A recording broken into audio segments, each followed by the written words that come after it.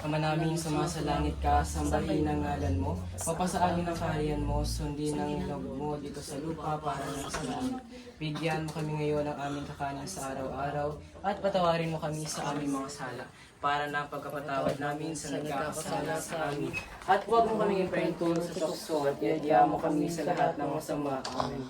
Luwalhati sa Ama, sa Anak, sa Espiritu Santo, kapara ng sa una, ngayon at magpakailanman, magpasawalang hanggan siya na nga. Para nang sa unang-unang ngayon at magpakailanman, magpasawalang hanggan sa Ama, ng Anak, at Espiritu Santo.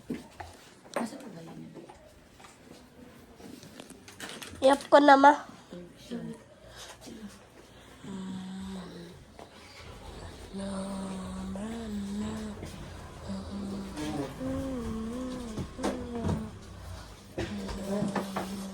Thank you po.